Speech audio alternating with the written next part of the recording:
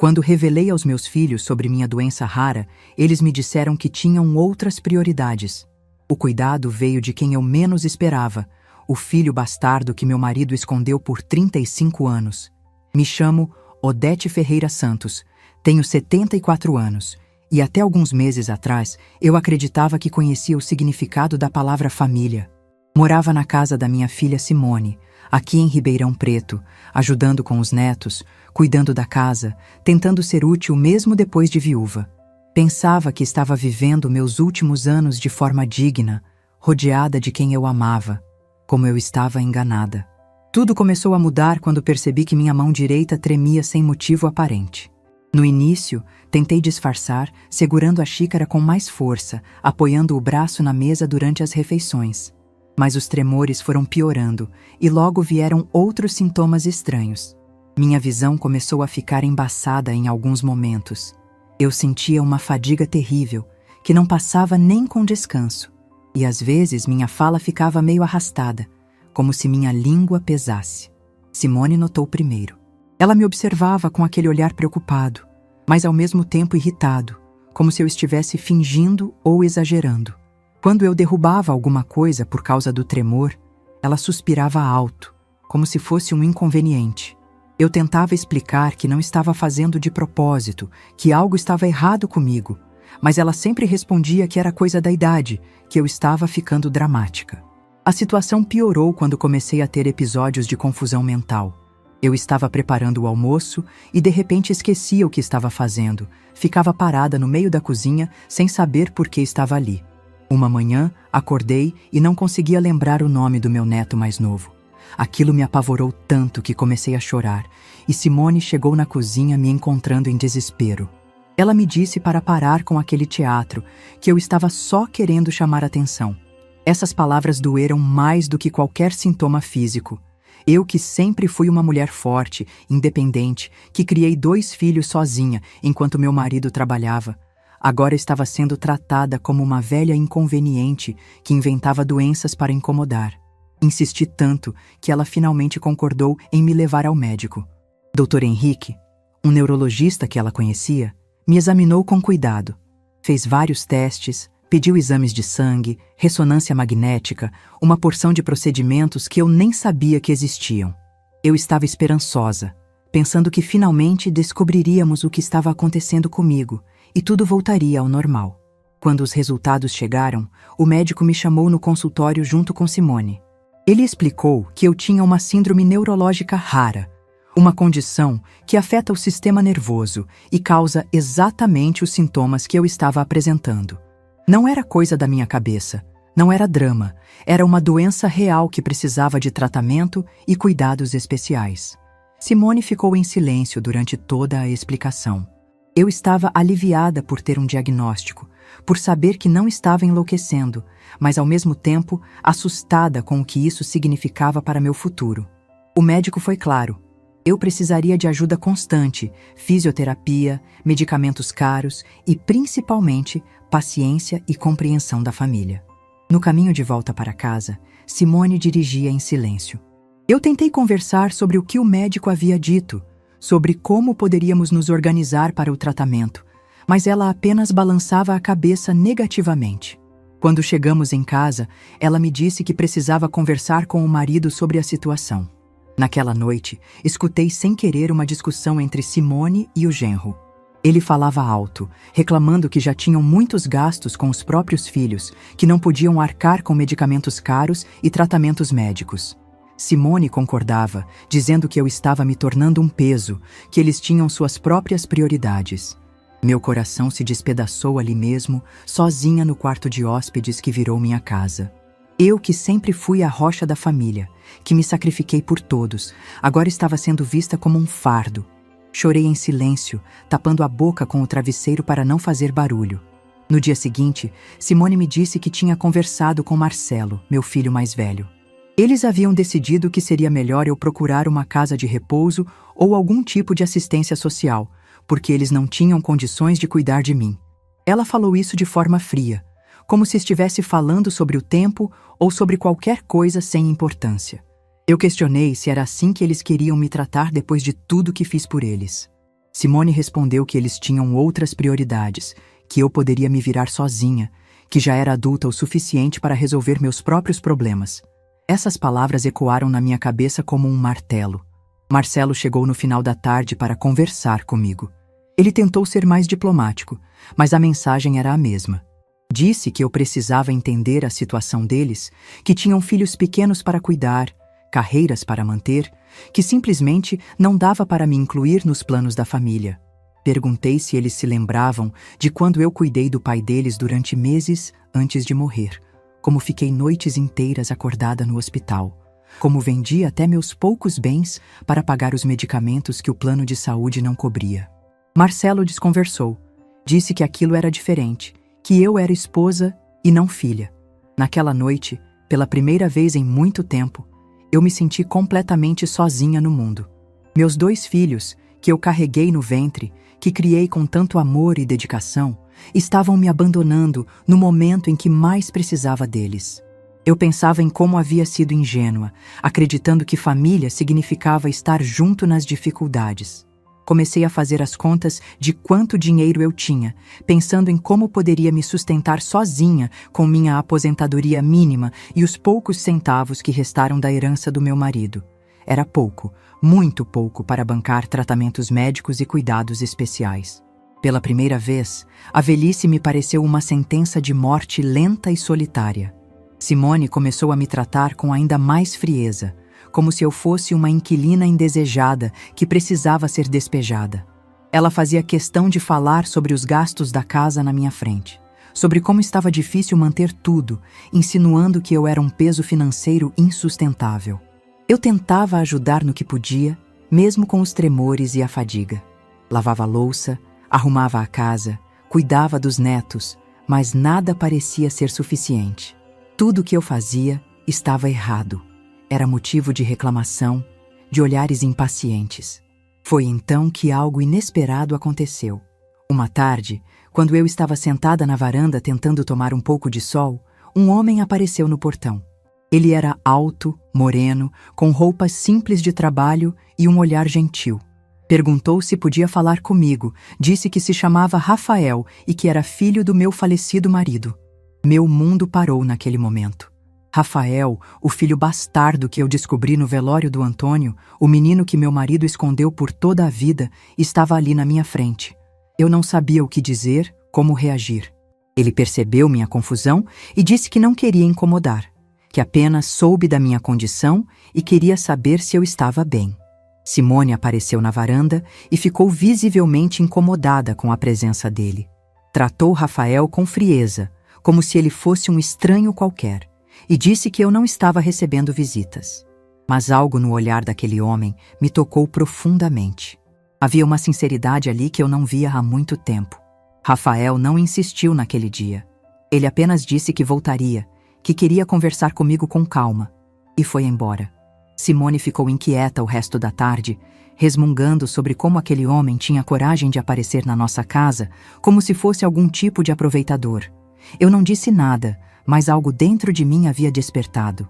Uma curiosidade, talvez uma esperança que eu nem sabia que ainda existia. Nos dias seguintes, comecei a refletir sobre minha vida de uma forma que não fazia há muito tempo. Pensava em como eu havia sido sempre a pessoa que resolvia os problemas de todos, que estava disponível para qualquer emergência familiar. Quando Marcelo se separou da primeira esposa, foi na minha casa que ele ficou por quase 1 ano, comendo da minha comida, usando minha energia elétrica, dormindo no meu sofá. Eu nunca cobrei nada, nunca reclamei, porque acreditava que era isso que mães faziam. Lembrava também de quando Simone teve depressão pós-parto com o 2º filho.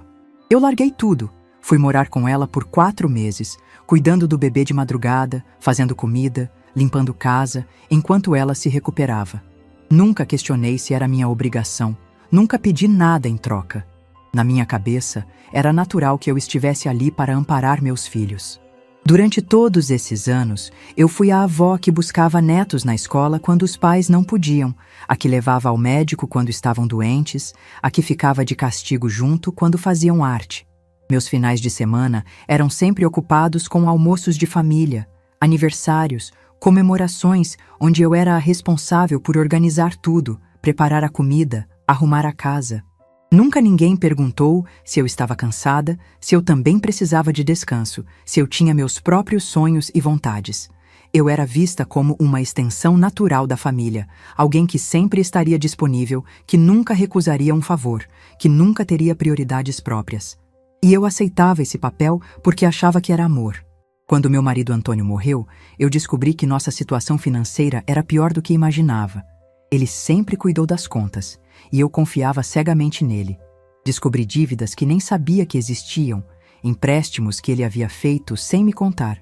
Além da dor da perda, eu tive que lidar com credores, com papelada, com decisões que nunca havia tomado sozinha. Foi Marcelo quem sugeriu que eu vendesse a casa.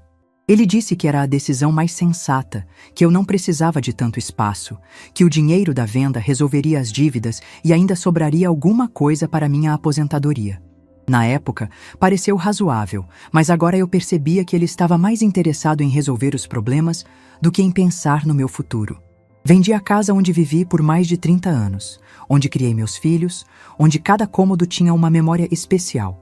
Paguei todas as dívidas do Antônio, ajudei Marcelo com uma entrada para o apartamento dele, dei um dinheiro para Simone reformar a cozinha e o que sobrou mal dava para me sustentar dignamente. Quando fui morar com Simone, ela me disse que seria temporário, só até eu me acostumar com a viuvez e decidir o que fazer da vida. Mas os meses passaram e eu percebi que havia me tornado uma funcionária doméstica não remunerada. Eu limpava, cozinhava, cuidava das crianças e em troca tinha um quarto pequeno e as refeições garantidas. Nunca reclamei porque achava que estava sendo um peso mesmo, que deveria ser grata por ter um teto sobre a cabeça. Quando Simone fazia comentários sobre gastos, sobre como estava difícil manter a casa, eu me sentia culpada por existir. Comecei a comer menos, a economizar na luz do meu quarto, a recusar convites para não dar despesa. Minha rotina se tornou mecânica e sem propósito. Eu acordava cedo, preparava o café para toda a família, levava os netos para a escola, voltava para casa e limpava tudo. À tarde, buscava as crianças, ajudava com as tarefas, preparava o jantar. À noite, ficava no meu quarto assistindo televisão baixinho para não incomodar ninguém. Aos poucos eu fui perdendo minha identidade. Não era mais Odete, era só a avó que morava ali, que estava sempre disponível, que nunca tinha opinião própria sobre nada. Quando a família decidia alguma coisa, eu era a última a saber.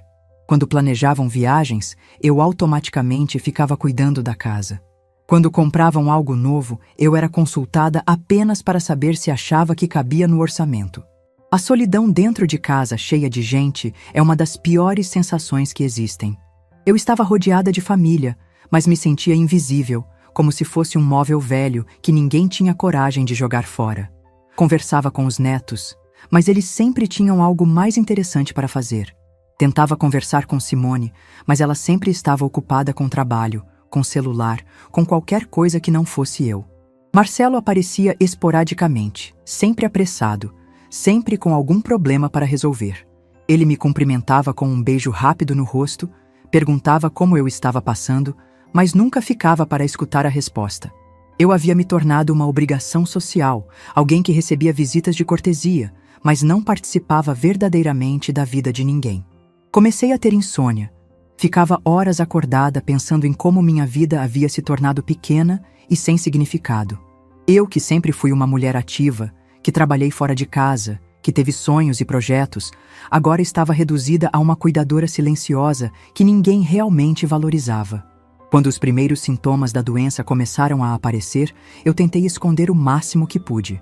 Tinha medo de ser vista como ainda mais problemática, como alguém que estava dando trabalho além do que já representava. Eu massageava as mãos escondida, fazia exercícios mentais para não esquecer as coisas, forçava a fala para não parecer confusa. Mas era impossível esconder por muito tempo. Os tremores foram ficando mais visíveis, a fadiga mais intensa, os esquecimentos mais frequentes. Simone começou a me observar com desconfiança, como se eu estivesse fingindo para chamar atenção. Ela fazia comentários ácidos sobre pessoas idosas que inventavam doenças para manipular a família. Eu tentava explicar que não estava fingindo, que realmente algo estava errado. Mas ela sempre rebatia dizendo que eu estava exagerando, que era frescura, que todas as pessoas da minha idade tinham problemas parecidos. Quando eu insistia que era diferente, ela suspirava com irritação, como se eu fosse uma criança birrenta. O genro começou a fazer piadas sobre minha condição. Ele imitava meus tremores na mesa de jantar, falava sobre como eu estava ficando caduca, fazia comentários sobre lares de idosos como se fosse uma ameaça velada. Simone ria dessas piadas, e eu me sentia humilhada, mas não tinha coragem de confrontar. Percebi que minha presença havia se tornado inconveniente para todos. Eu era tolerada, não acolhida. Era aceita, não amada.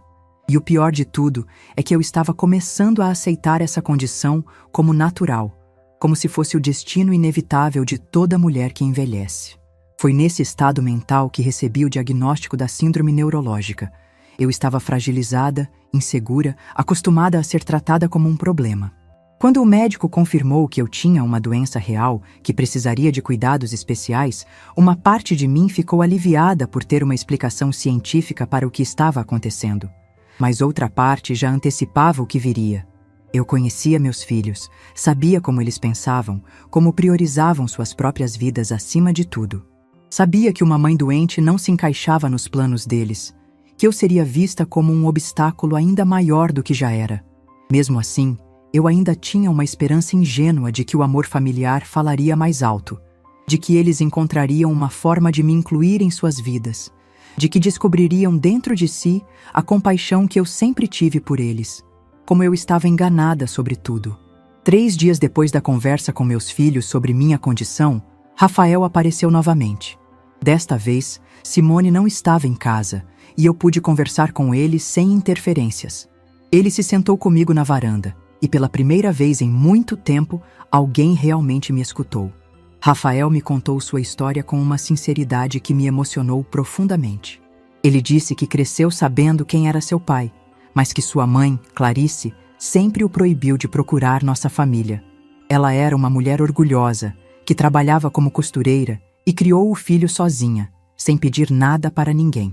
Quando Rafael ainda era criança, ele perguntava sobre o pai, e ela sempre dizia que ele tinha sua própria família, que não precisavam incomodar ninguém.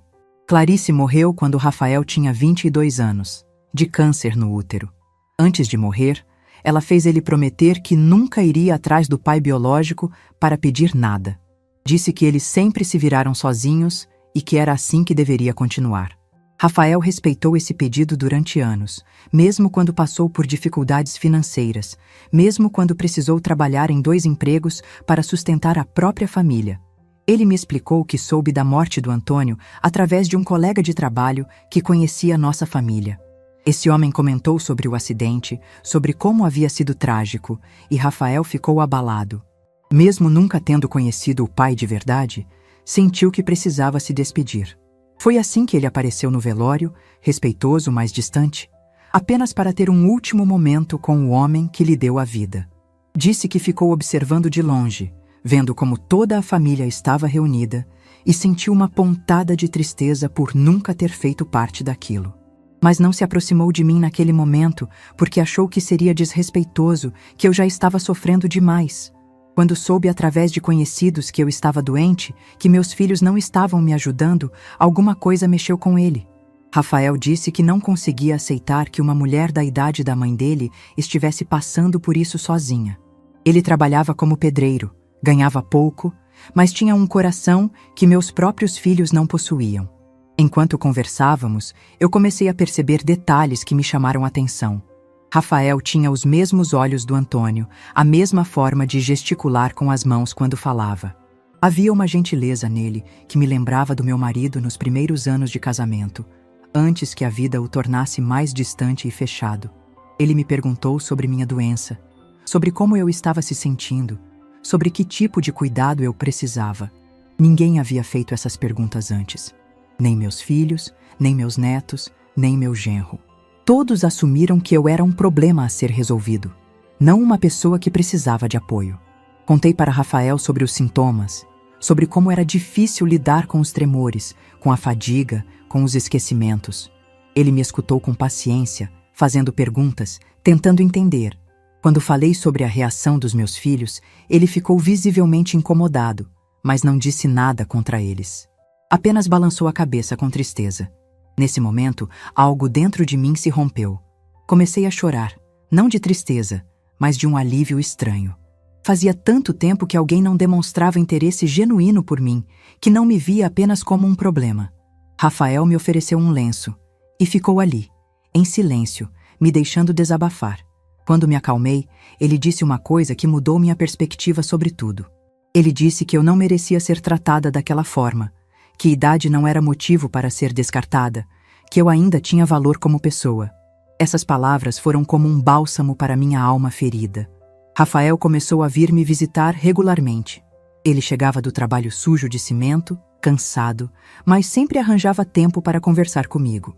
Trazia frutas, remédios naturais que ele pesquisava na internet, pequenos presentes que demonstravam cuidado.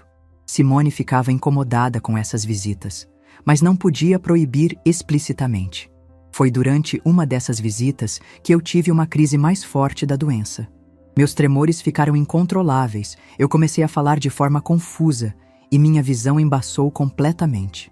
Simone entrou em pânico, não sabia o que fazer. Rafael, mesmo sem experiência médica, teve a calma de me sentar, me dar água, ficar conversando comigo até que eu me acalmasse. Quando a crise passou, Simone estava visivelmente abalada. Ela percebeu que minha condição era mais séria do que imaginava, que eu realmente precisava de cuidados constantes. Mas ao invés de despertar compaixão, isso pareceu assustá-la ainda mais. Ela começou a falar sobre como não tinha preparo para lidar com situações assim, sobre como seria impossível manter vigilância constante. Rafael se ofereceu para ficar comigo naquela noite, para observar se eu teria outras crises. Simone aceitou, visivelmente aliviada por ter alguém assumindo a responsabilidade. Ele dormiu na poltrona da sala, acordando várias vezes para verificar se eu estava bem. Na manhã seguinte, eu acordei com o cheiro de café e pão torrado.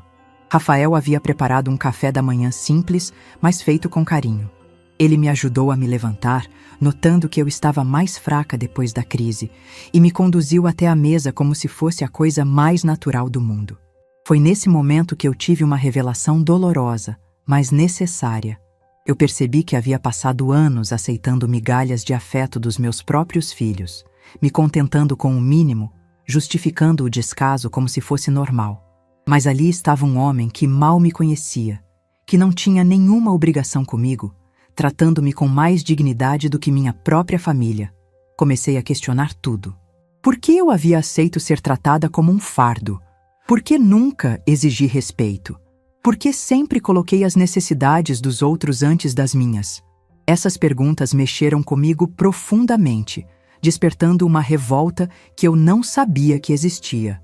Rafael percebeu minha mudança de humor e perguntou se eu estava bem. Contei para ele sobre minhas reflexões, sobre como estava começando a enxergar minha situação de forma diferente.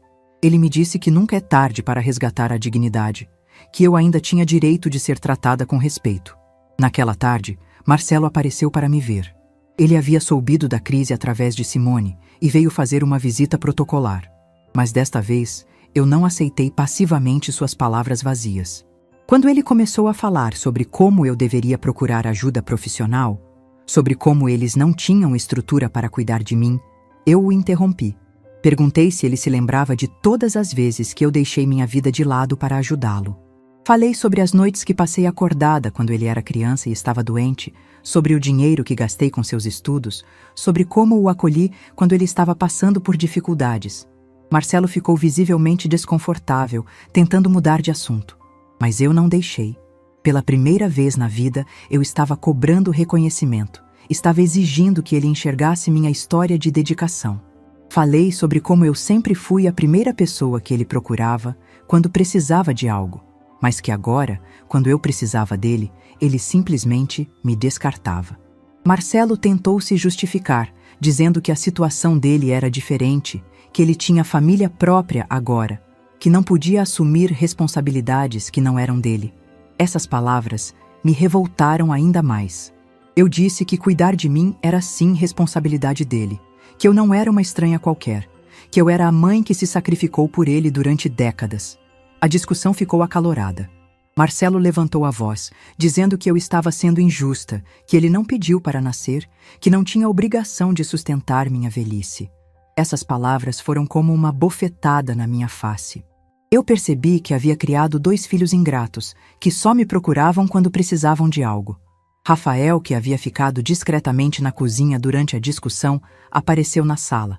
Ele não disse nada, mas sua presença foi suficiente para mostrar o contraste.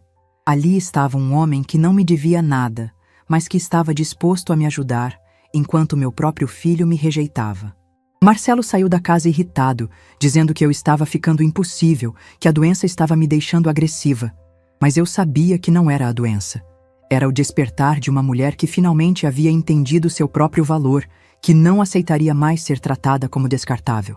Naquela noite, conversei longamente com Rafael. Ele me disse que admirava minha coragem de enfrentar meus filhos, que era importante eu não aceitar ser diminuída. Pela primeira vez em anos, eu me senti valorizada, respeitada, vista como uma pessoa digna de consideração. Depois do confronto com Marcelo, a atmosfera em casa ficou insuportável. Simone começou a me tratar com ainda mais frieza, como se eu fosse uma bomba relógio prestes a explodir. Ela evitava ficar sozinha comigo. Sempre arranjava desculpas para sair quando Rafael vinha me visitar, e fazia questão de reclamar alto sobre qualquer coisa que eu fizesse. Foi numa dessas tardes tensas que tomei a decisão que mudaria tudo. Eu estava sentada no meu quarto, olhando para os poucos pertences que me restavam, quando percebi que precisava fazer algo por mim mesma.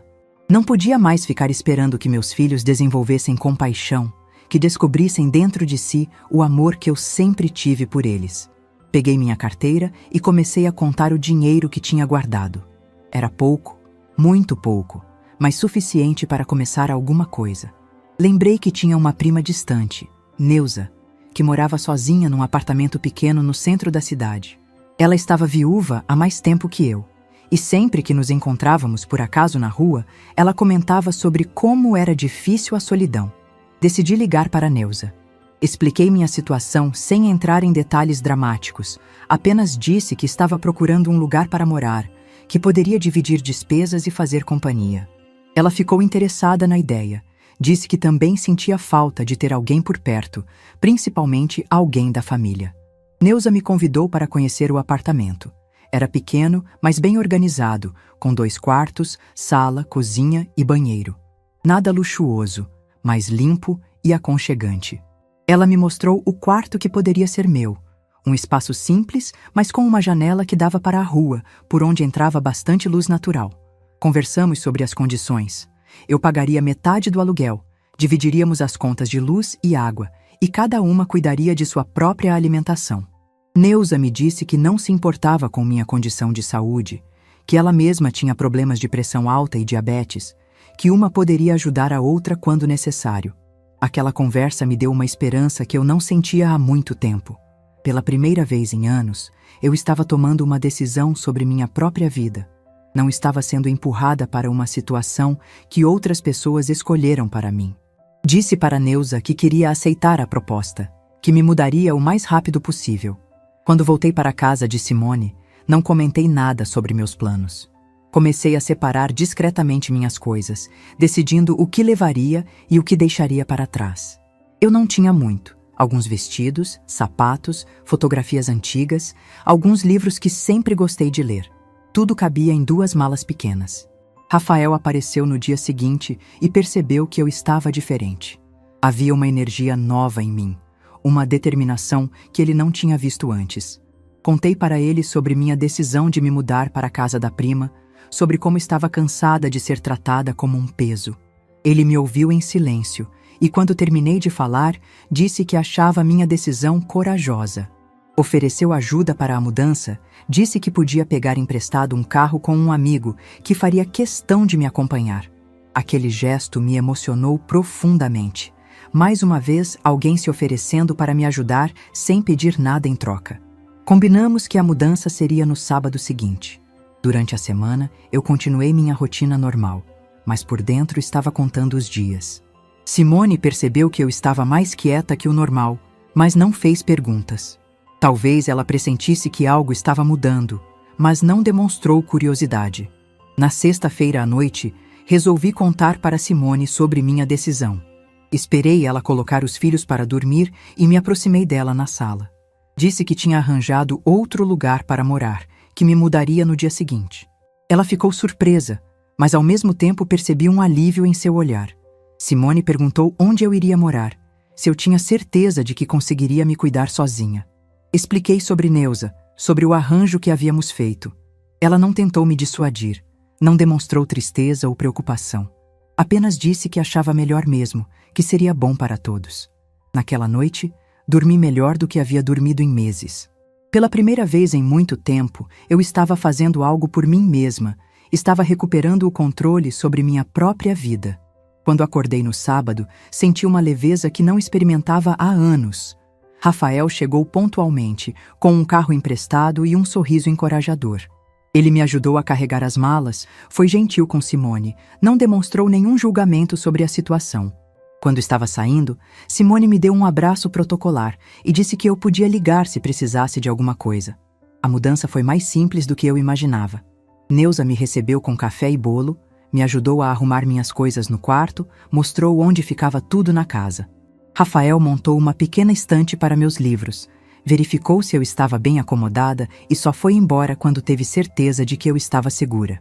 Naquela primeira noite na casa de Neuza, me senti livre pela primeira vez em anos. Não precisava me preocupar se estava incomodando alguém, se estava dando trabalho demais, se minha presença era bem-vinda. Eu estava pagando minha parte, contribuindo para a casa, sendo tratada como uma igual. Neuza se mostrou uma companheira maravilhosa. Ela respeitava meus momentos de silêncio, mas também estava sempre disponível para conversar quando eu precisava. Tínhamos ritmos parecidos, acordávamos cedo, gostávamos de assistir novela, dividíamos as tarefas domésticas sem conflitos. Nos primeiros dias, Rafael continuou me visitando regularmente. Ele trazia meus medicamentos, verificava se eu estava me adaptando bem, conversava comigo sobre como estava me sentindo. Neuza gostou dele imediatamente, disse que era raro encontrar um rapaz tão educado e prestativo. Foi durante uma dessas visitas que Rafael me fez uma proposta que mudaria tudo. Ele disse que havia pesquisado sobre minha doença, que descobriu sobre fisioterapia e tratamentos alternativos que poderiam me ajudar. Ofereceu-se para me acompanhar nas consultas médicas, para me levar às sessões de fisioterapia, para me ajudar com tudo o que fosse necessário. Quando perguntei por que ele estava fazendo tudo isso, ele me respondeu de forma simples e direta. Disse que eu merecia ser cuidada com dignidade, que ninguém deveria passar por uma doença sozinha, que ele tinha tempo e disposição para me ajudar. Não havia interesse escondido, não havia segundas intenções, apenas bondade genuína. Aceitei a ajuda de Rafael, mas fiz questão de deixar claro que não queria ser um peso para ele também. Ele riu e disse que eu não era peso para ninguém, que eu tinha valor como pessoa, que cuidar de mim era um privilégio, não uma obrigação. Começamos uma rotina de consultas e tratamentos. Rafael me buscava de carro, me acompanhava nas consultas, ficava na sala de espera durante os exames. Ele anotava tudo que o médico dizia, me ajudava a lembrar dos horários dos remédios, me incentivava a fazer os exercícios que a fisioterapeuta recomendava. Gradualmente, comecei a me sentir melhor. Não era só o tratamento médico, era também o fato de ter alguém que se importava comigo, que me via como uma pessoa digna de cuidado. Minha autoestima, que estava destruída, começou a se reconstruir lentamente. Neuza observava tudo com admiração. Ela sempre comentava sobre como Rafael era um anjo na minha vida, sobre como eu havia encontrado um verdadeiro filho no momento em que mais precisava. Essas palavras me faziam refletir sobre o conceito de família, sobre como os laços de sangue nem sempre são os mais fortes. Marcelo e Simone não ligaram uma única vez durante as primeiras semanas. Eu não sentia falta deles. Na verdade, me sentia aliviada por não ter que lidar com a negatividade constante. Pela primeira vez em anos, eu estava rodeada apenas de pessoas que me tratavam bem. Foi nessa época que comecei a pensar sobre meu futuro de forma mais concreta. Eu tinha uma pequena poupança, minha aposentadoria, e estava vivendo de forma modesta, mas digna. Mais importante ainda, eu tinha Rafael, que havia se tornado mais do que um cuidador, havia se tornado um verdadeiro filho do coração. Comecei a ter uma ideia que no início me pareceu absurda, mas que foi ganhando força na minha mente. Se Rafael estava me tratando como uma verdadeira família, se ele estava dedicando seu tempo e energia para cuidar de mim, talvez fosse hora de reconhecer isso de forma concreta. Talvez fosse hora de pensar em como retribuir tanta bondade. 3 meses depois de me mudar para a casa da Neuza, aconteceu algo que eu jamais esperava. Recebi uma ligação do escritório do advogado Dr. Fernando, que havia cuidado dos papéis do meu falecido marido. Ele disse que precisava conversar comigo urgentemente sobre uma questão de herança que havia surgido. Fiquei intrigada, pois achava que todos os assuntos relacionados aos bens do Antônio já tinham sido resolvidos. Rafael se ofereceu para me acompanhar ao escritório, e eu aceitei, pois estava nervosa e não sabia o que esperar. Quando chegamos lá, o advogado nos recebeu com uma expressão séria, mas ao mesmo tempo satisfeita. Dr. Fernando me explicou que havia descoberto algo surpreendente. Aparentemente, o pai do Antônio, meu sogro, que havia morrido muitos anos antes do meu casamento, tinha deixado um terreno no interior como herança. Esse terreno havia ficado esquecido durante décadas porque estava em nome da família toda, incluindo o Antônio, mas ninguém sabia de sua existência. O advogado continuou explicando que, recentemente, uma empresa de mineração havia procurado os herdeiros desse terreno porque descobriram que havia uma jazida de areia muito valiosa na propriedade. A empresa queria comprar o terreno por um valor considerável, e como Antônio havia morrido, eu era a herdeira legal da parte dele. Fiquei em choque.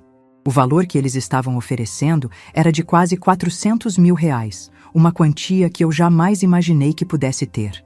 Dr. Fernando disse que todos os documentos estavam em ordem, que a empresa era séria e confiável, e que eu só precisava assinar os papéis para receber o dinheiro. Rafael ficou feliz por mim. Disse que era uma bênção, que finalmente eu teria segurança financeira para enfrentar qualquer situação. Mas eu comecei a pensar em algo muito mais profundo.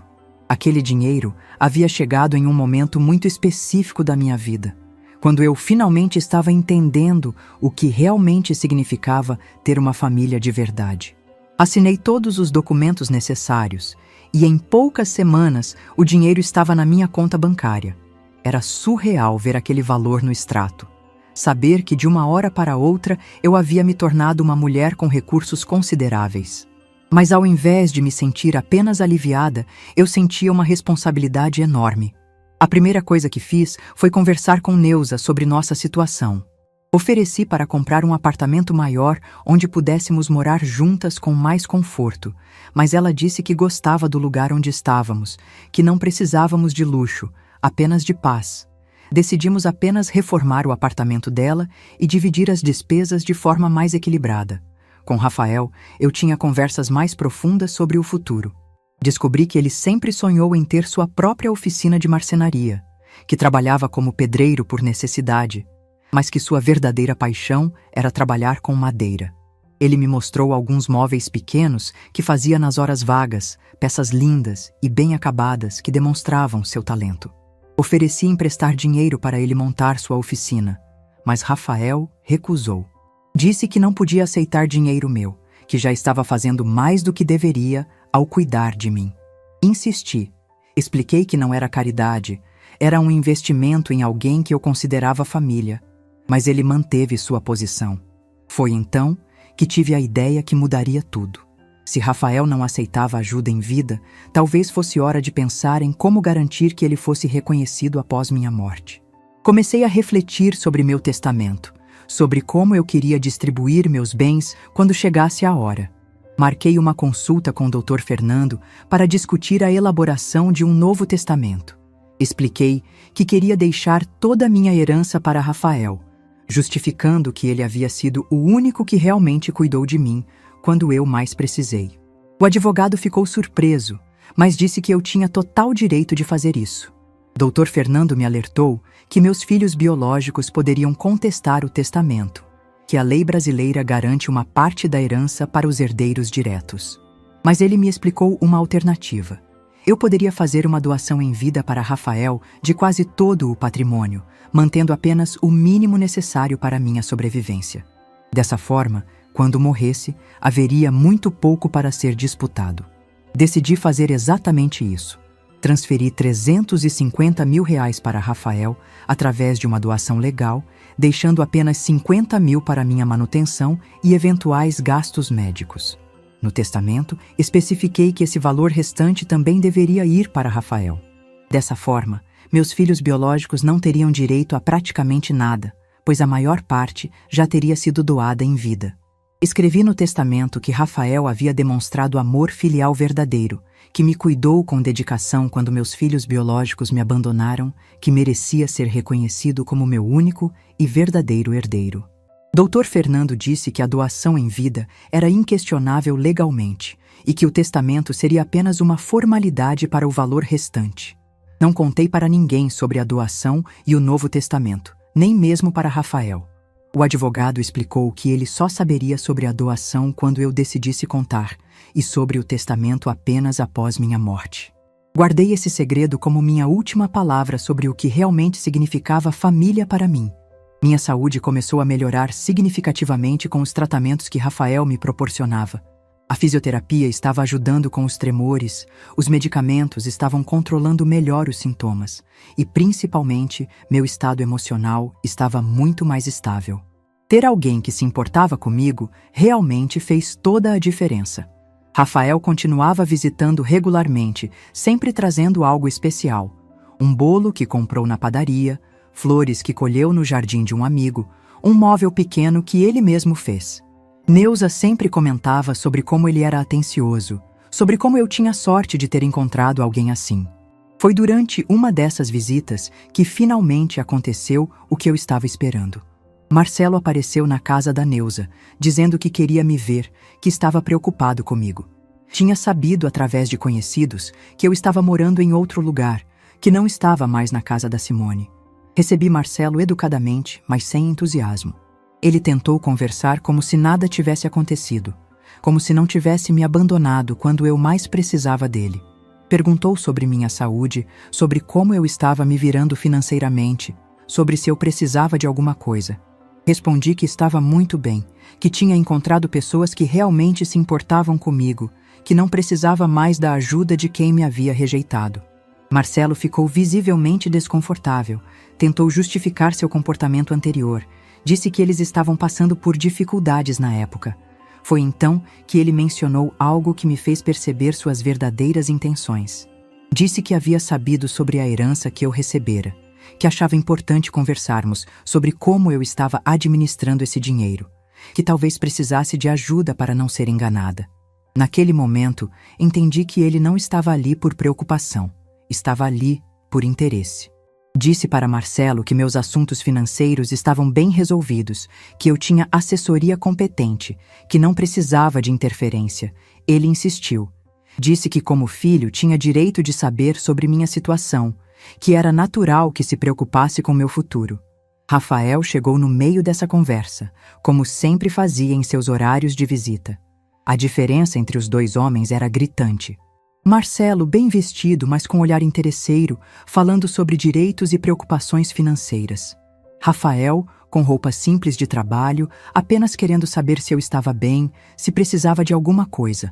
Apresentei os dois, expliquei que Rafael era o filho do meu falecido marido, que havia se tornado uma pessoa muito importante na minha vida. Marcelo ficou visivelmente incomodado, principalmente quando percebeu a naturalidade com que Rafael cuidava de mim, como me ajudou a me levantar da cadeira, como verificou se eu havia tomado os medicamentos. A visita de Marcelo foi breve e tensa. Antes de sair, ele disse que voltaria para conversarmos melhor, que era importante mantermos contato família. Eu apenas concordei educadamente, mas por dentro sabia que ele só voltaria se achasse que poderia se beneficiar de alguma forma. Depois que Marcelo saiu, Rafael perguntou se eu estava bem, se aquela visita não havia me deixado nervosa. Expliquei que estava tranquila, que já não tinha expectativas em relação aos meus filhos biológicos, que havia encontrado minha verdadeira família em quem realmente merecia. Naquela noite, conversei longamente com Neuza sobre tudo o que havia acontecido. Ela disse que tinha pena de Marcelo e Simone, que eles não sabiam o que estavam perdendo ao me tratarem daquela forma. Comentou que um dia eles poderiam se arrepender. mas que talvez fosse tarde demais. Nos meses seguintes, minha vida encontrou um equilíbrio que eu nunca imaginei possível.